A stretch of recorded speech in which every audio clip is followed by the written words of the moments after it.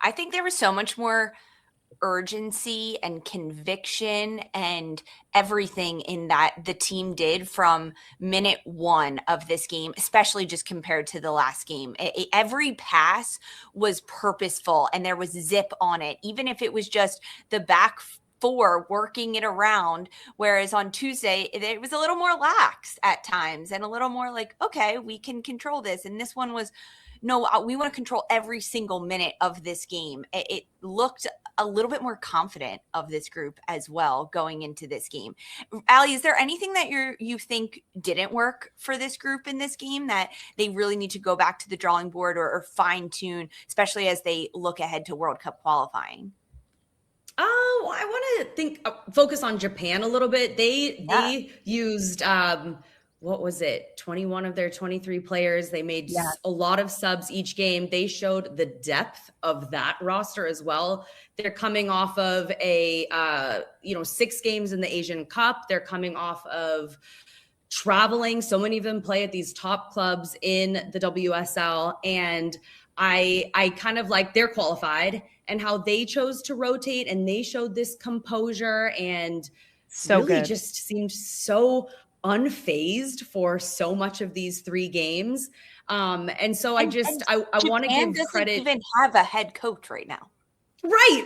Oh my gosh, yes. And of course that would have been so disruptive and so distracting as well. And so I think I want to talk about that just to give context to the US and how they're playing amazing players. They're playing a top team, a team that Emma said could be contenders to win the World Cup.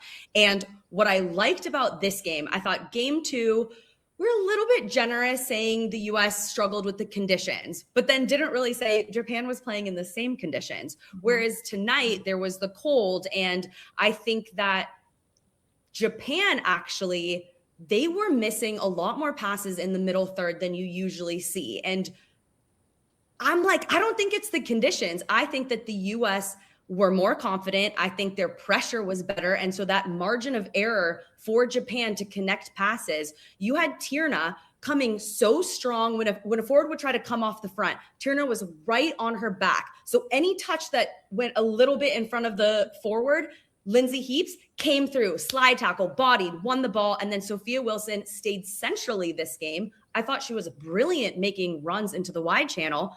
But tonight she stayed more central alongside Rose in a lot of situations. And she showed why she is a 9, why she isn't a winger, because she is so dominant, the way she can turn back to goal when she drives at center backs and how she's deceptive and her shot forces goalkeepers to make saves, which leads to corner kicks. And the US, that's the one thing I'd say, Darian already said it, have to be more effective on all of those set pieces, but still we're successful from them. So I think that was my little TED Talk.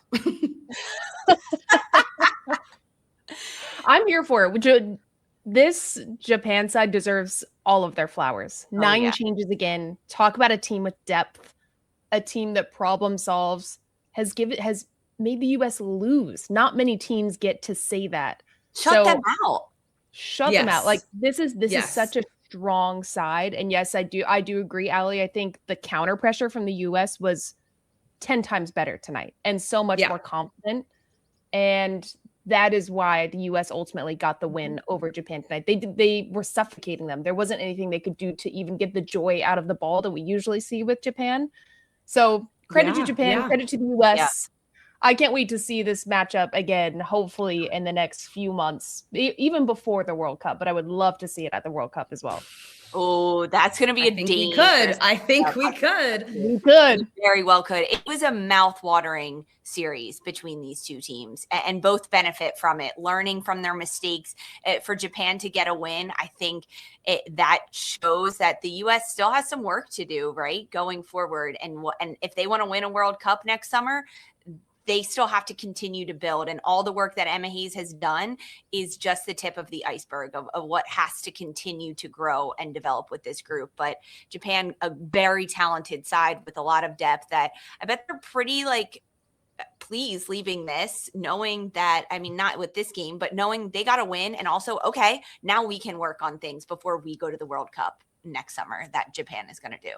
But the US, they got the win 3-0 over Japan. We talked big picture. We're going to dive into some individuals. I know. I'm like trying not to get too specific because we're gonna really get into it. We're going to do it. We're going to pick everyone apart. Stick with us right here on Attacking Third.